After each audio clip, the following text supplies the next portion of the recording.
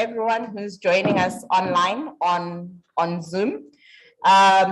We are meeting on day 2 of the AfriCAP end of project meeting.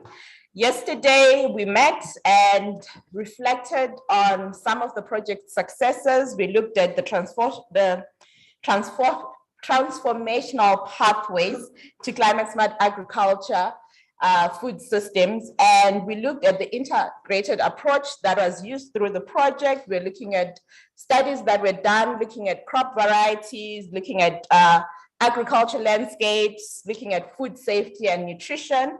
We also looked a bit at the policy engagement activities that were undertaken, and we also discussed the integrated modeling and assessment IFID tool that has been developed. This morning, we are shifting gears and we are looking at capacity building.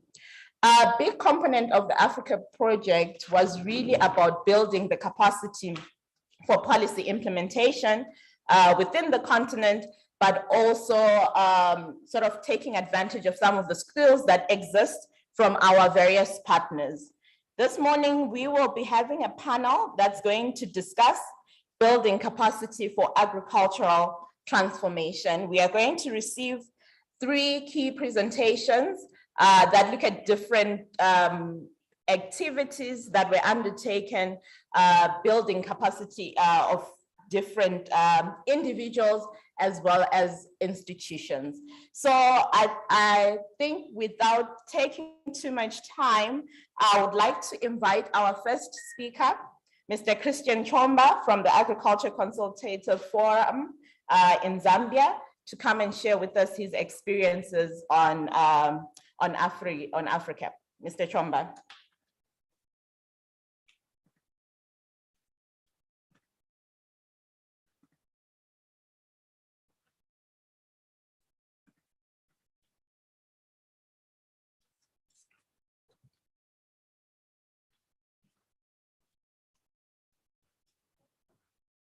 Good morning, everyone.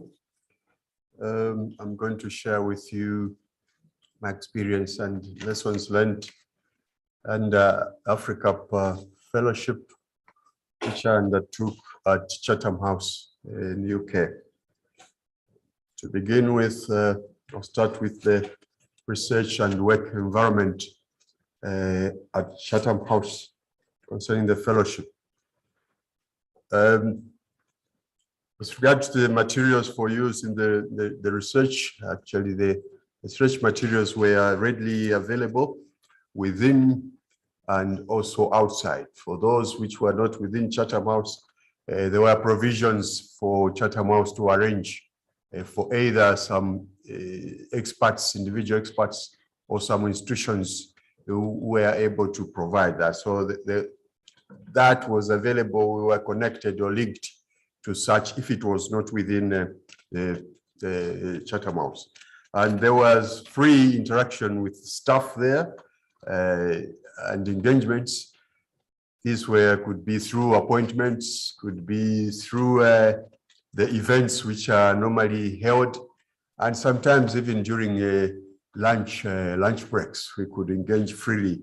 So the interactions were quite so free. There were no critical or protocols to follow.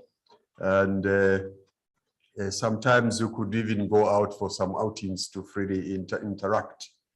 Yeah, and there were a number of networking events. I think Chatham House is well known to be hosting several events. So I happened to participate in a number of those events in which I interacted and met quite some influential people.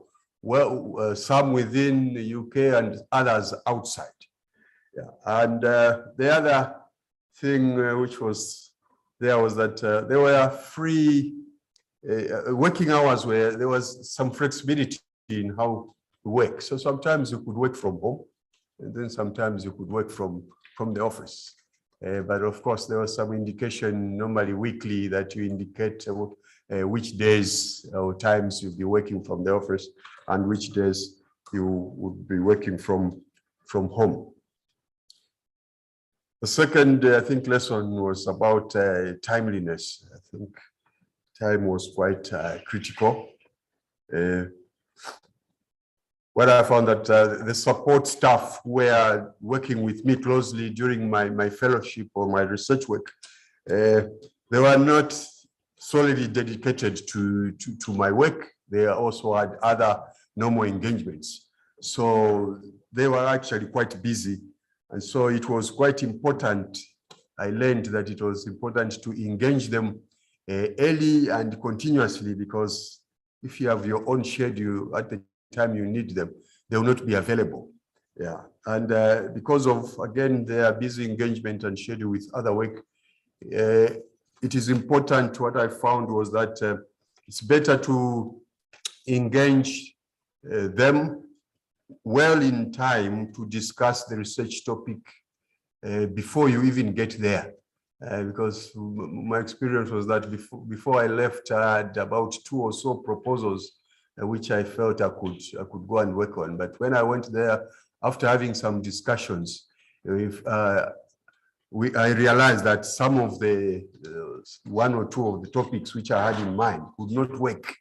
Yeah, so I think what I could suggest in that regard is that I think it's better before one undertakes the fellowship, you have discussions before on the topic which you have to undertake before you go there, so that as you go, you are well equipped and prepared to just go and start. The other aspect on the timeliness, I think it has to do with publishing. Chatham House does publish a lot of work which is undertaken there, but their publishing process is quite vigorous and it takes long. Of course, the vigorous scrutiny is to ensure quality. But the processes at which papers to undergo to have your paper process takes quite long. And also those who do the publishing work have a lot of work to do. So actually within the 3 months of fellowship which I had, it was not possible, it's not practical to actually publish the work because of the process which is there. Yeah, so probably if the work has to be published while there, it is recommended that maybe the fellowship could be a bit longer. What I even noted that even those who were under another fellowship, the normal Queen Elizabeth II Academy, which takes 9 months, I found out that actually also among those who have participated before, very few have had their papers published. Yeah, so I wanted my paper to be published, but the period was not enough. I felt a bit disappointed. Because of there are several events, as I mentioned, which Chatham House undertakes, which are quite very interesting, but there are so many, and a number of them are restricted by invitation. A number of them are just open, you can just register and engage. So there's a temptation when they announce or when they're circulated that nearly almost all of them were quite interesting. But at first I used to attend almost everyone. Then I realized every event. I realized that actually if I had to attend all of those, then I would run out of time to do my own work. So I think it's important there that you manage your work. Yeah, otherwise you'll not be able to complete your work. Those events might be in a way destructive. Overall, I think it was quite interesting, and the research was very useful and very helpful. And I think from these some of these photos, you'll be able to tell or infer that I enjoyed my interaction and my stay at Chatham House. Thank you very much.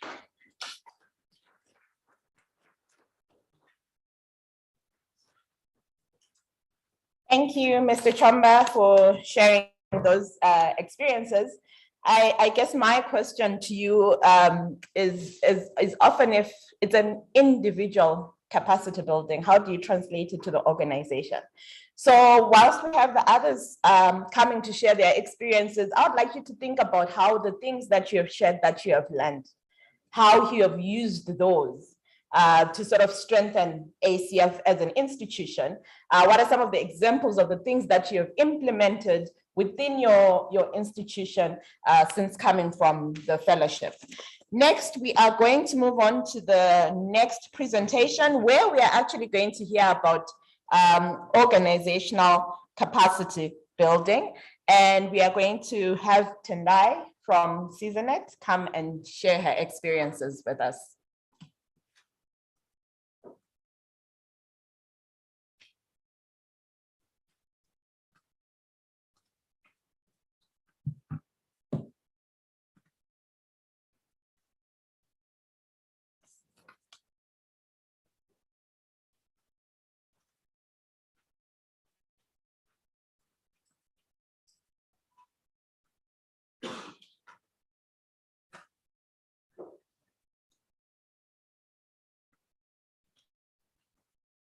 Okay, morning.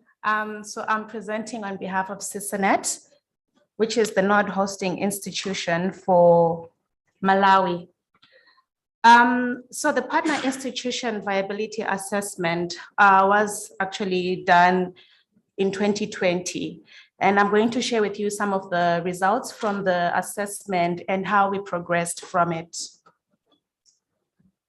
So the aim of the PIVA, which is a management tool with a numeric scale and matrix method design, which actually assesses an organization's capacity and uses that to also monitor progress that the organization is making, was mainly aimed to determine the organization's development capacity. So this is Susannas organization's capacity. It was conducted by the node host for South Africa, which is the National Agriculture Market Council. And for their methodology, they had the one-on-one interviews with the Susannas Secretariat, and they also had a one-on-one interview with the one board member. And they also reviewed some of the organization documents, such as the constitution and the strategy. So overall, because it's based on a score, we saw that from the PIVA, Susannas had actually improved from the one which had been done in December 2010. So this was more like a follow-up and sort of monitored the progress that Susannas had made. In 2010, Susannas had gotten an overall score of 393, but in 2020, it managed to pull that up to 401. And this assessment was actually based on 6 institutional competencies, as you can see from the slide. We see that it actually did very well in 3 competencies, which are the external relations and advocacy, the financial management, and the operations and management systems. It, however, sort of lagged back or behind on programs and service delivery, on human resources development, and on governance and leadership. And because of this, that's when we got our recommendation that we needed to make the board structure more effective through a longer tenure. We actually got the recommendation that it had to be maybe a minimum of 4 years, so that at least we could maintain the progress. And also investing in an IT person who would be housed within Susannas, because we were also hiring these services externally, and develop a detailed human resources, because some of the issues also that came from the PIVA assessment were to do with human resource morale and poor motivation. The last recommendation was to make an external audit fee on project budgets. And this is because there were some challenges with our finance management, and this had to be strengthened by making external audits continuous.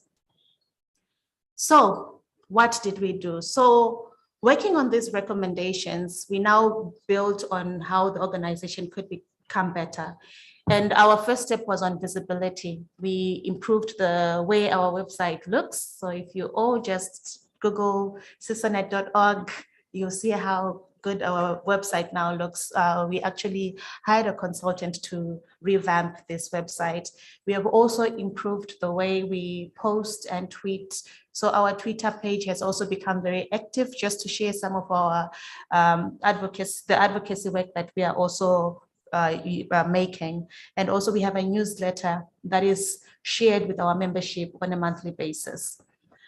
We developed a human resource manual. This we did also through a consultant. And the development of the human resource manual was also in response to some of the issues I had mentioned earlier. So we now have a higher competent staff. So we are a very small team, but amongst our program staff, which is 6, we have 3 with masters, 2 working towards their masters.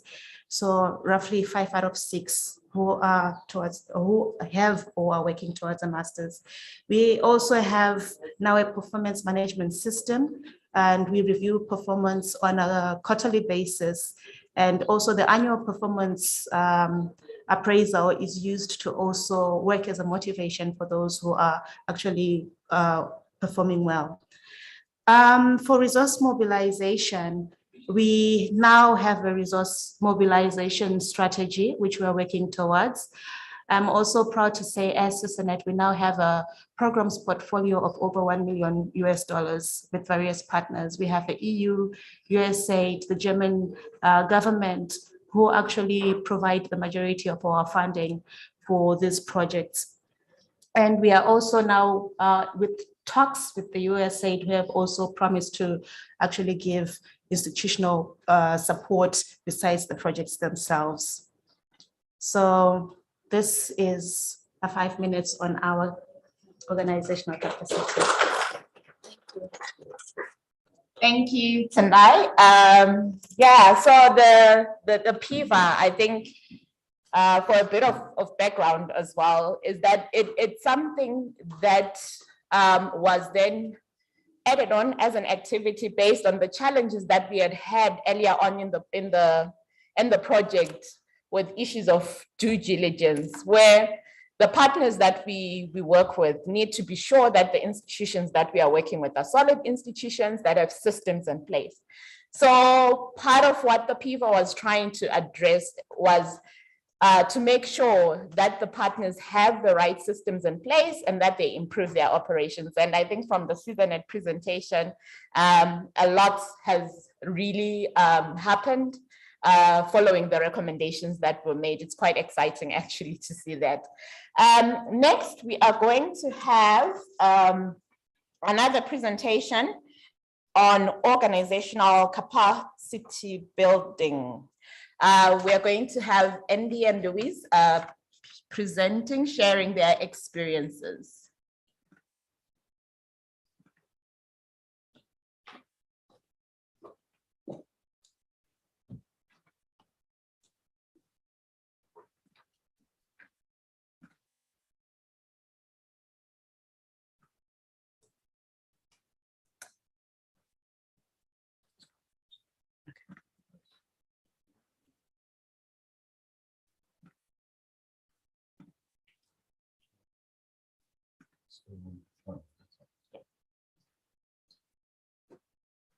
Thank you, Tembi.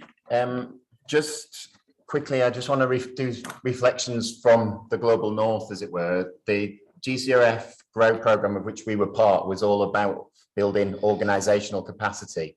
And that is on both sides of an equitable partnership. And I think in Leeds, we've learned many lessons about how to sort of work more flexibly on these sort of projects, and also embed them within an institutional strategy and mindset. And we're some way on the journey towards that, by no means perfect. And I'll sort of mention some of the academic benefits, and Louise will look at some of the professional service learnings and steps that are still needed to enhance the sort of effectiveness of equitable partnerships on global development research. I think more than anything, you know, just to stress, you saw it yesterday with those 11 short talks, we've built wonderful capacity across some of the people based at the University of Leeds.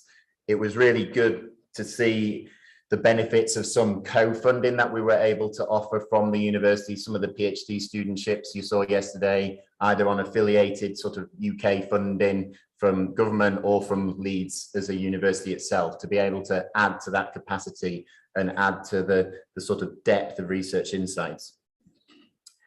The other thing really is how we've learned to work as a team. And I think, if anything, I've got to take a big hat off to Helen Cosgrove listening in via Zoom or wherever she is, as well as the team working with Tembi. In terms of project management and academic guidance, we've learned that we have to be iterative, adaptive, co-design the sort of nature of the program, change it as we've gone along. It wasn't just what we've delivered at the end, isn't just what Tim and Stephen and others wrote on a sort of project guide at the beginning. There was co-design at that phase, but we've had to iterate, and it's really important to be able to do that. In terms of how the university's changed as a result of programs like AfriCap and other large grants we won at the time, and Leeds was one of the big winners. I think we were in the top 3 in the UK in terms of the first rounds of GCRF funding. It helped us sort of really embed global development as a key element of a university strategy. The University of Leeds has just published a 10-year strategy, which is very much focused on reducing inequalities, global collaborations. My role now is as a Dean for Global Development, something the university probably would never have had 10 years ago. And it's all about building those sort of equitable partnerships across the world to face those big challenges. In terms of the partnership building, I think the other key element of what we've really learned here is the need for both strong academic to academic partnerships. And in a way that's evolved with FSNet Africa as a follow-on project led from here in Pretoria, and the links that has to the Arua network of universities. So in a way, the one element we didn't have as perhaps strong in the initial design of AfriCamp was that link into the African in-country universities, and we've built that through associated funding.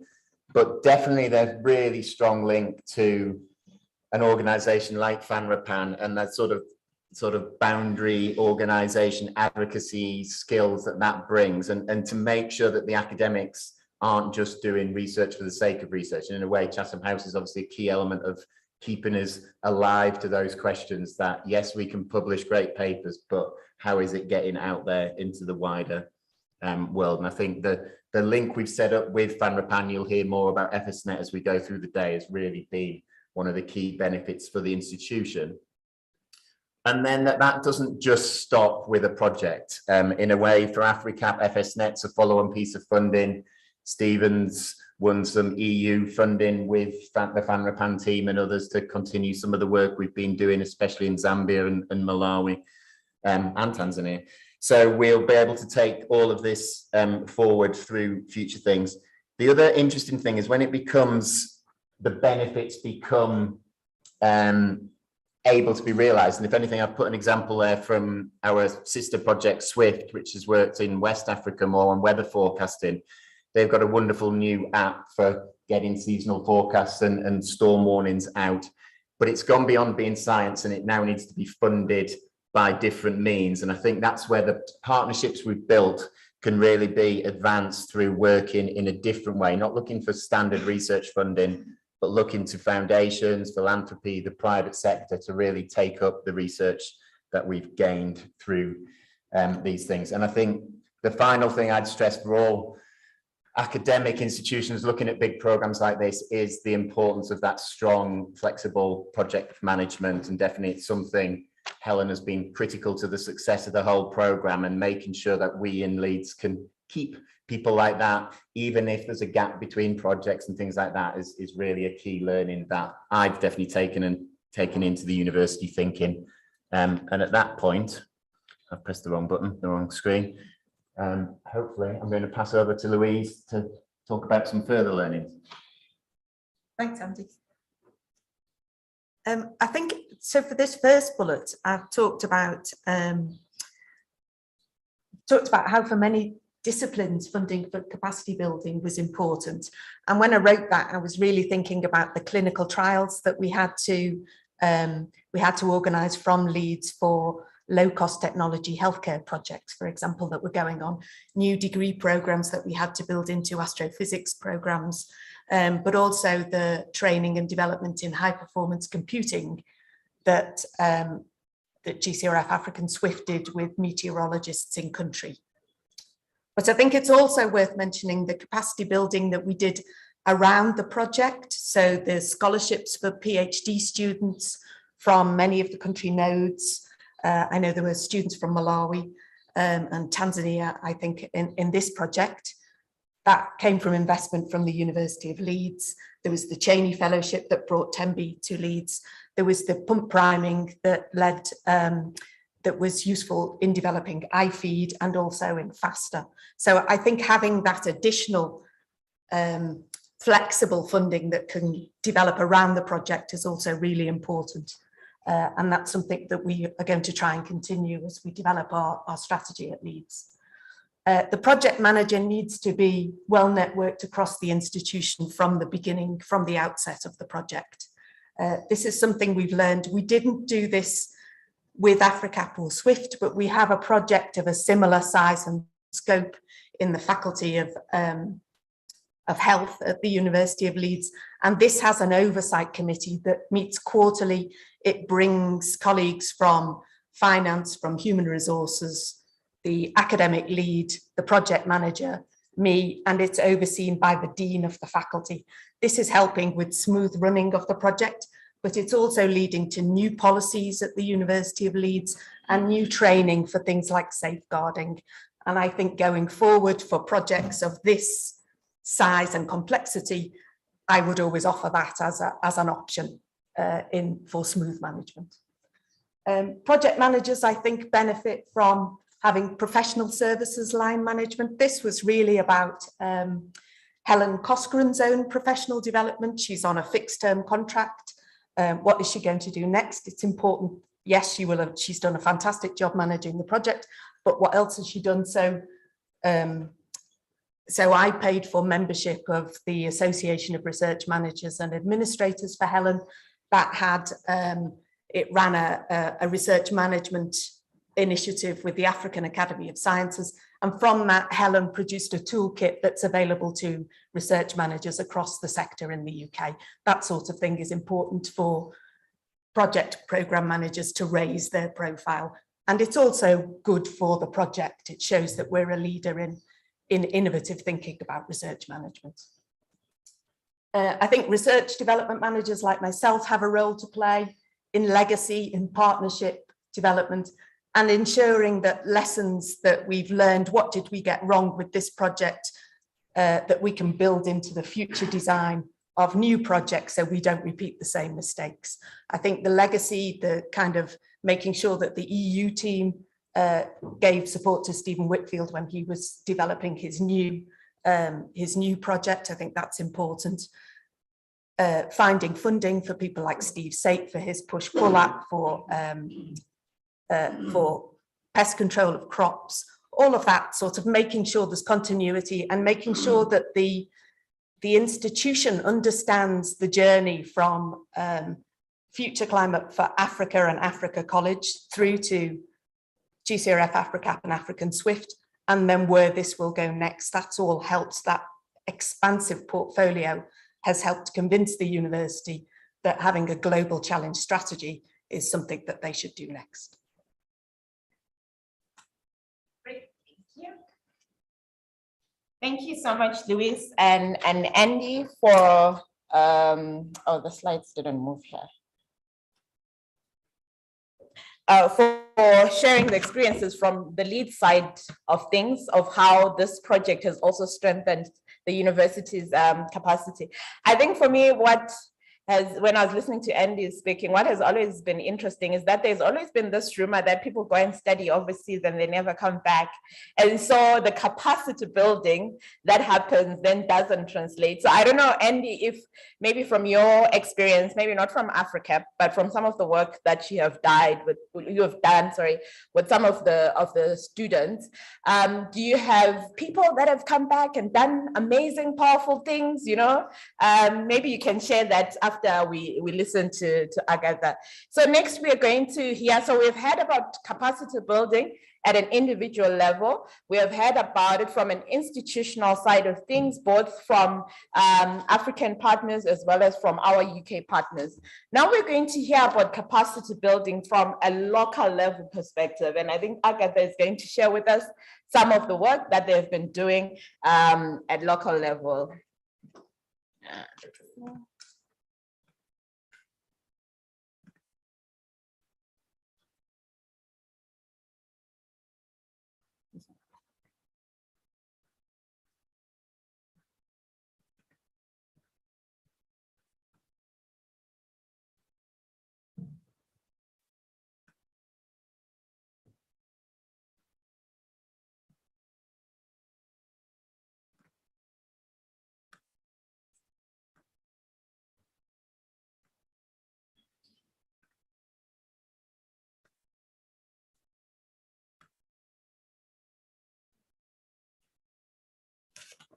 Good morning.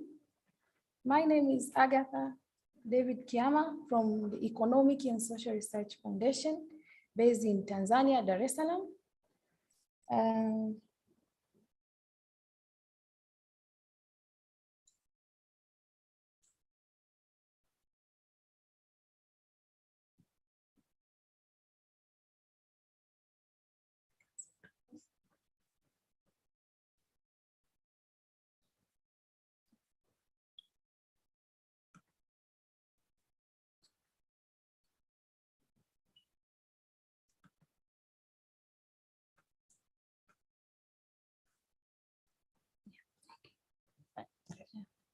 So as part of capacity building, ESRI, University of Leeds and Tanzania Climate Smart Agriculture organized a study tour that took place in Tanga region, specifically in 2 districts, from Muheza district and Lushoto district in Tanga region.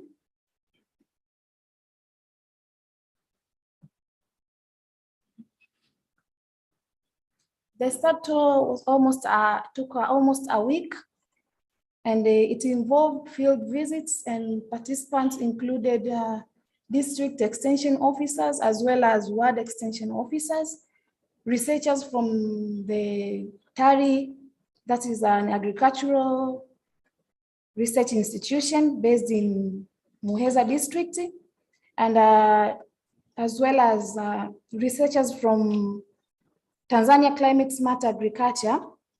And the study tour was a tour to share experience and learning among the participants from the 2 districts.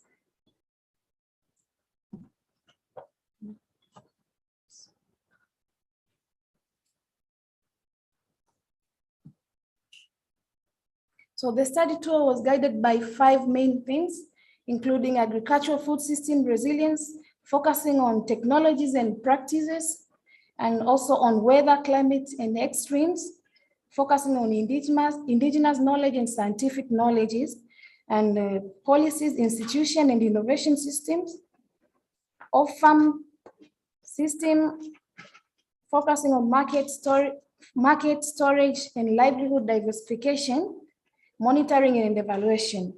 The study tour had a good methodology, that is, participants had a chance to learn theoretical, that is in class, then practical through field visits, and also they had a chance to reflect on what was taught in class through presentation. The major lesson learned from the study tour. Sorry, I think the slides are not moving. Showing. Yeah.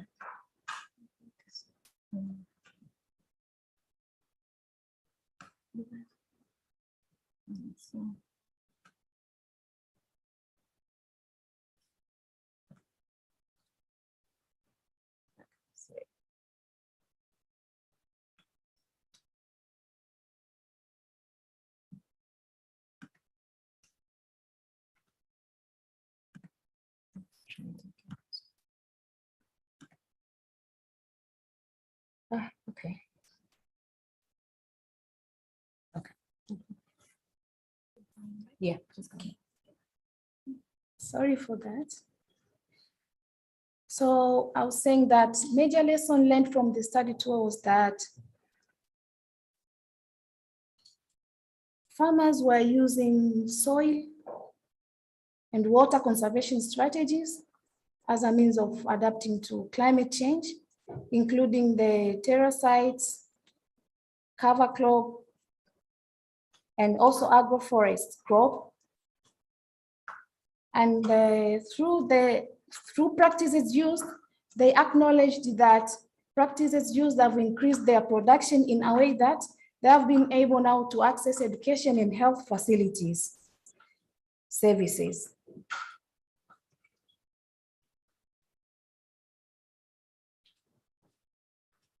Also, another lesson was that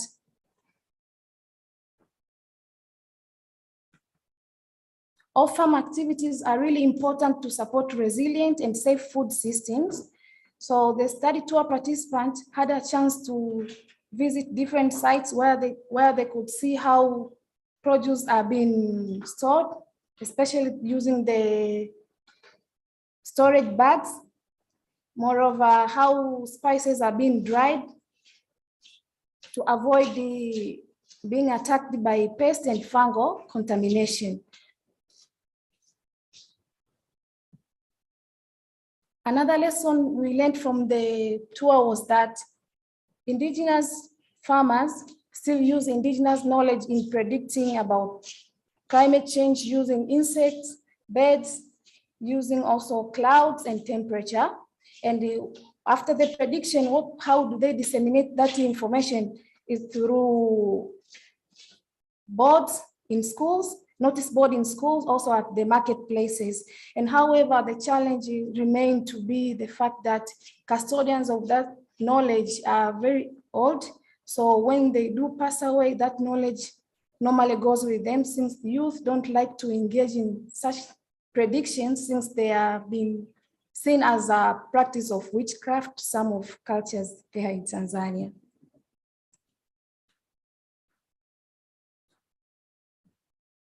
Another lesson we observed from the field was that it is really important to diverse livelihood, also engage in other activities that are less impacted by climate change, or farming other crops that are less impacted, like cassava, also growing cash crop along food crop, and conducting non-farm based activities such as zero grazing, honey production, and also we observed there was ecotourism through butterfly farming.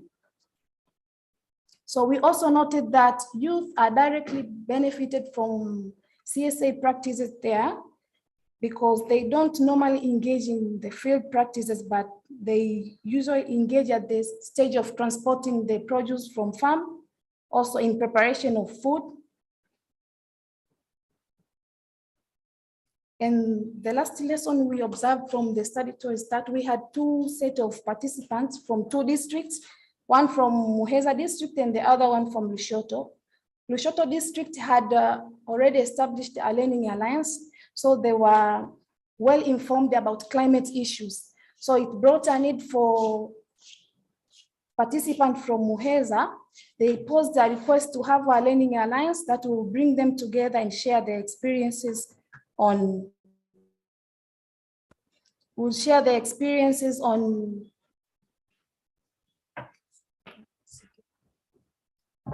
climate-related issues.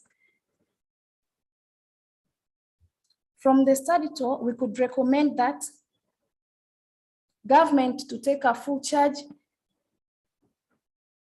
as there were some challenges that were identified during the study tour, including the underdeveloped rural transport and market infrastructure, high labor demand associated with terraces practices, low availability of improved seeds, as well as counterfeit seeds, high prices and inability to afford input, including fertilizers, insecticides, and pesticides.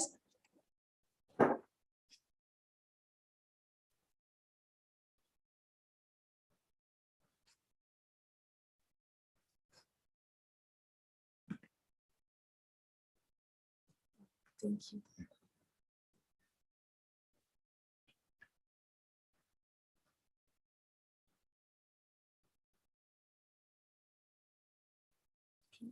I was on the challenges. Another challenge we spotted from the study tour was that there was high price and inability to afford pesticide storage materials, including the storage bags, and inadequate institutional support for business training and for cooperative action, especially in relation to spice crops.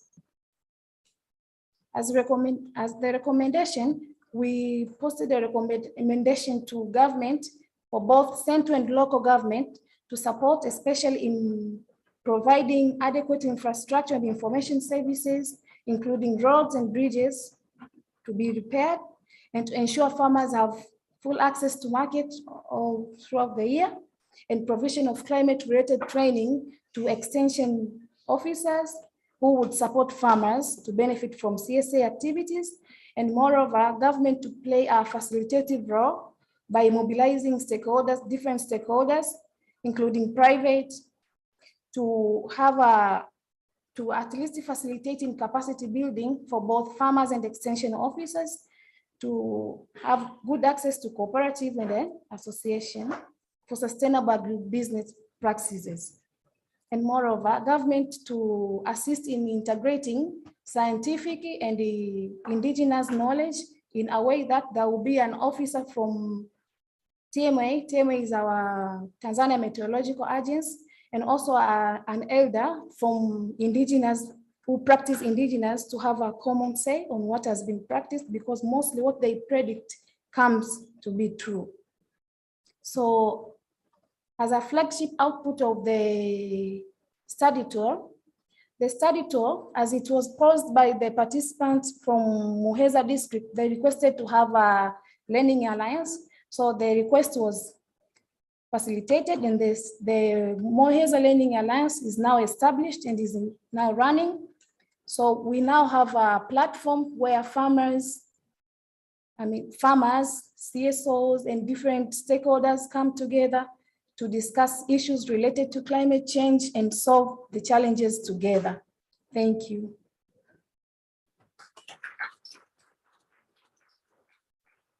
Thank you, Agatha, and apologies for the disruptions during your presentation. Technology was failing us there for a minute. Just so that everybody knows, the presentations will be shared. So I know that people who have been joining us online struggled with some of the slides, but we'll definitely share them and put them up as well on the AfriCAP website and share the link to that to everybody that has registered for this webinar. So yeah, so exciting things that have happened at individual, institutional at different levels, from UK side, Africa side, as well as local level. We have had of the exciting successes of the project. So I posed some questions. I think I started with you, Mr. Chomba, on a question around what have you done to put what you learned at Chatham House during your fellowship into practice within ACF. Then I also asked Andy if he's got any experiences of people whose capacity has been built overseas, coming back and using, whatever they've learned to change things. Then for you, Agatha, I think I'm thinking of a question for you, Tenda, I haven't forgotten. So for you, Agatha, one of the things that I'm interested to find out more about is, so the study tour resulted in this learning alliance, right? All well and good, the project ends tomorrow. What happens to the Learning Alliance? How is it going to be sustained after the project has ended? Maybe Mr. Chomba, you can start off, give us your response. I don't know if you maybe want to come here so that the Zoom audience can have a look at you. Andy and Agatha can also maybe take a seat there so that it doesn't take too long. Tonight, be on standby. I'm thinking of a question for you.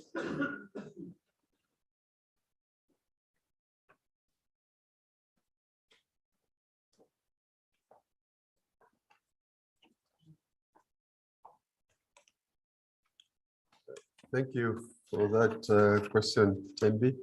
I think the knowledge and expertise I gained through my Africa fellowship has been useful in my work at ACF.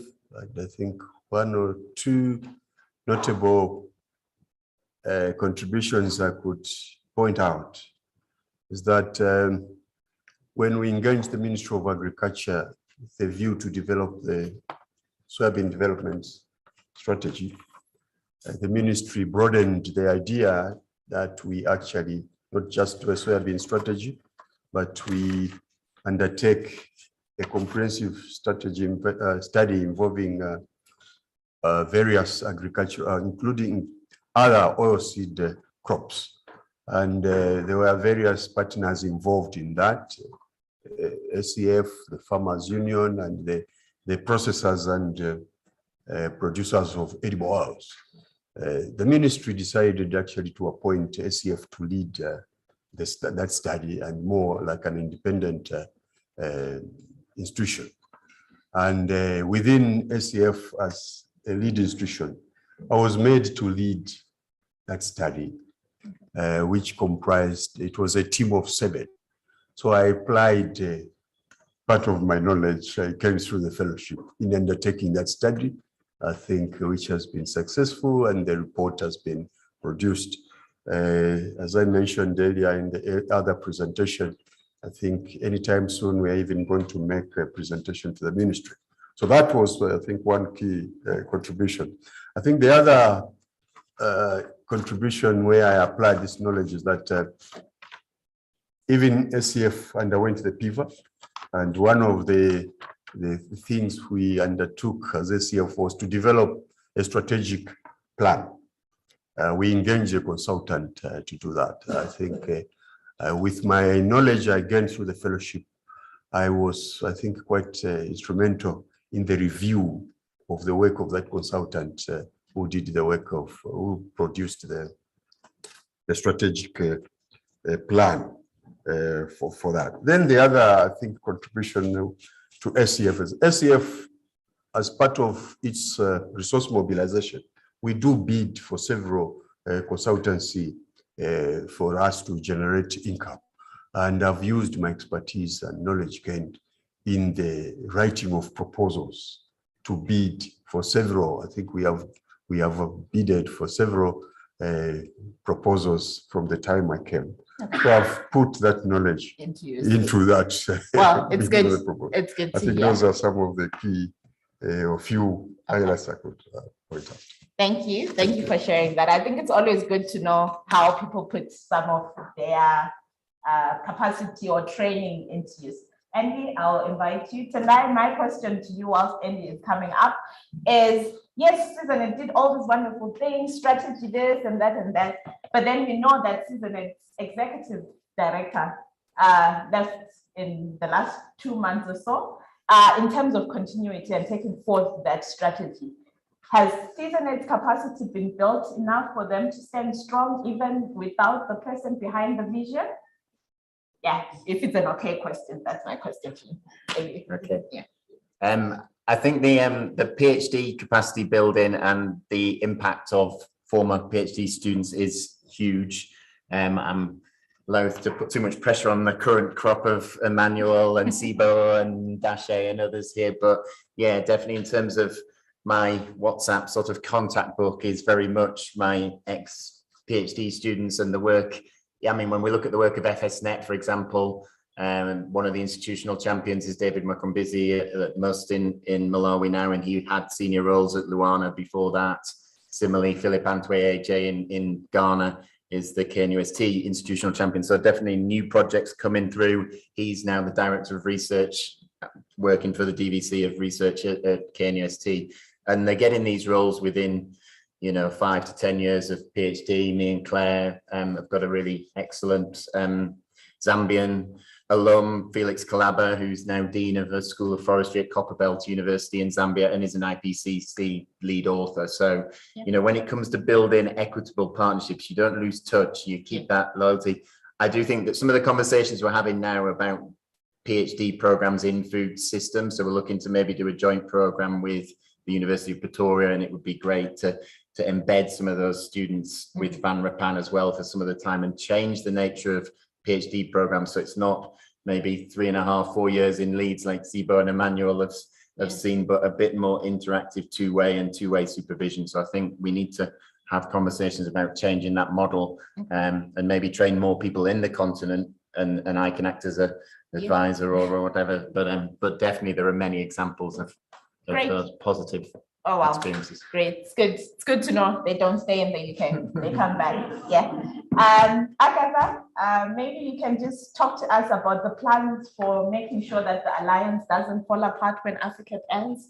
I know that we are 5 minutes over, but I think you will agree with me, when Agatha's presentation was disrupted, we did lose the 5 minutes, so we're going to gain it. Thank you, Tembi.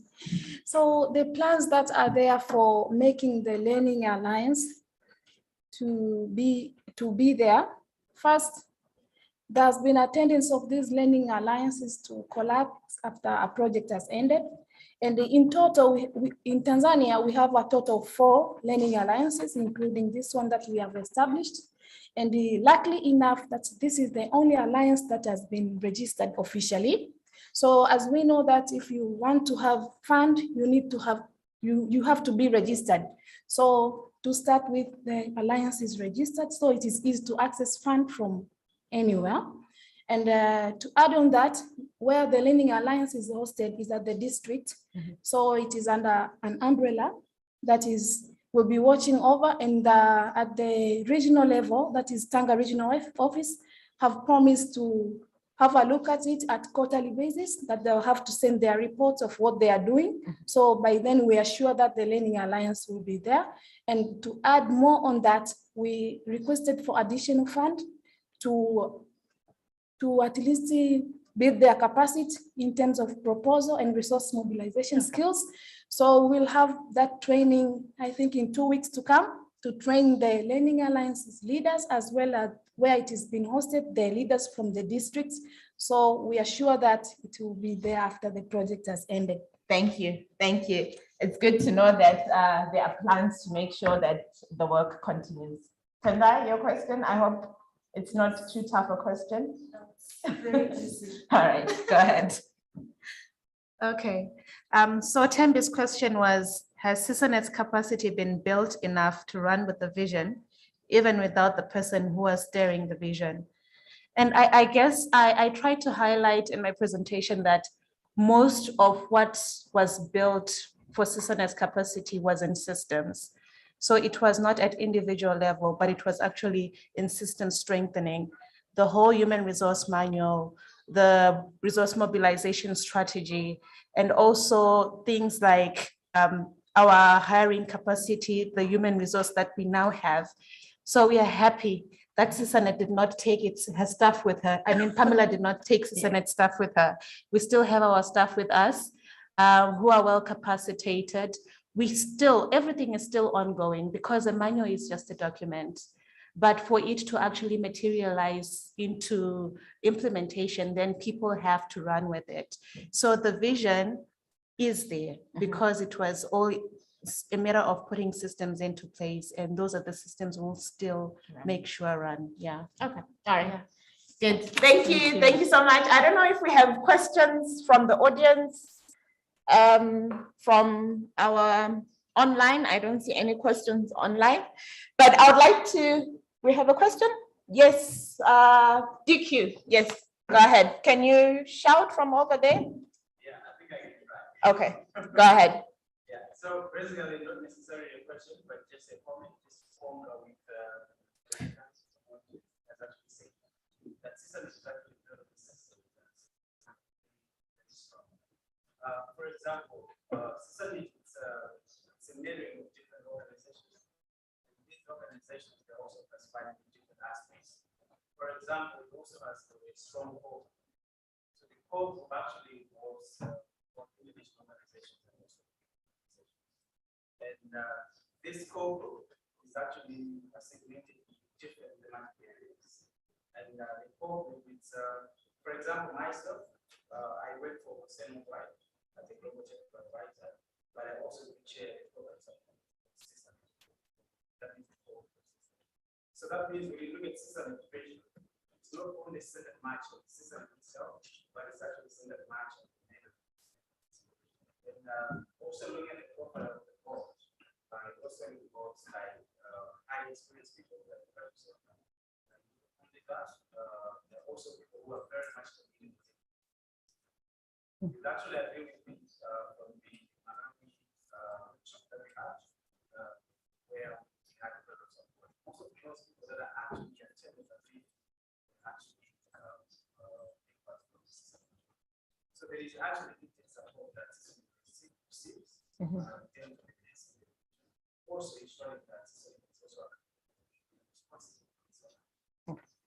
Thank you, DQ, for that. I think maybe for the benefit of our online audience that might not have been able to hear you, what DQ says is that Susanna's vision is anchored in its membership. So it's not in one person, but they do have a core group of people that work in different institutions, but come together to make sure that they drive Susannas' vision, if I had it correctly. And they've got a strong board with international and regional experience that are able to steer the work of Susannas. I think we just received one question through the chat as well from, is it Barbara? Okay, so perhaps just a question on your capacity development focus. It's interesting to see how much you did on organizational capacity development, research management, etc. But what about the researchers themselves? Did you have any specific focus on interdisciplinary working or research communication, or did you use a broader approach? I did not get a clear sense of what the focus was. So that's the question that's coming from Barbara. I think she's with the Sentinel program and was one of the Africa members of the board of the steering committee.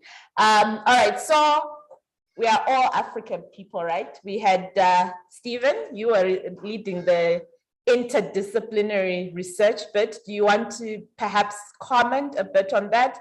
I know we also had the research fellows that we were working with as well. Anyone here from the Africa team can pick that question. Stephen. I'll try to answer that.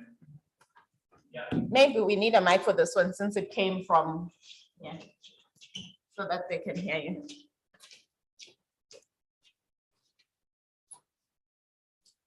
Yeah, sorry.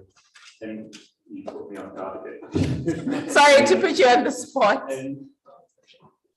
Yeah, I think one of the really exciting things about our research that came across in the presentations yesterday is that we tried to link up across various disciplines. Sorry, she says she can't hear. Can we maybe come here or?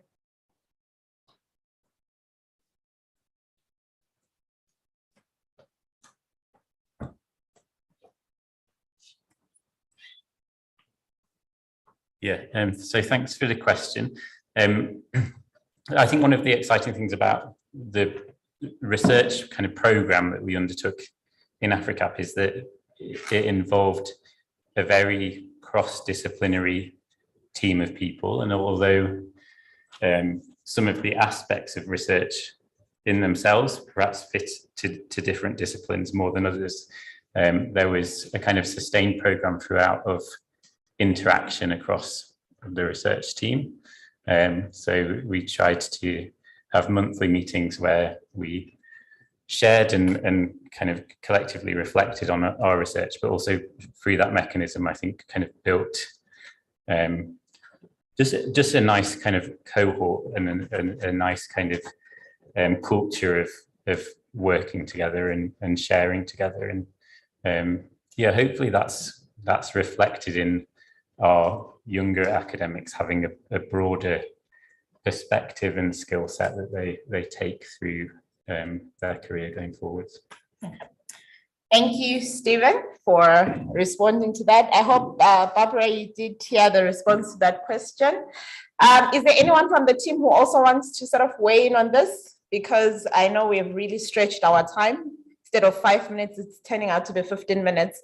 So I would like to thank everyone that has shared their experiences and hope that these experiences sort of carry on, and also the network that has been established through Africa. Because I know, Christian, one of the things that he spoke about amidst the parties and all the nice things that they did at Chatham House was the issue of networking and how important that was. And I think that's what Africa Peer has also established. We now have connections across a number of countries, and those connections will prove to be very useful in years to come. So let's keep them. Let's not lose our numbers or email addresses, and just make sure that we keep connecting. Thank you so much for paying attention. I think for our Zoom audience, thank you for joining us. We will now be leaving off to then focus on other sections of the program, but thank you for joining us. Presentations, this recording will be shared on the AfriCap website, and the link will be shared with everybody that has registered. Thank you. I think we can end the meeting now and leave.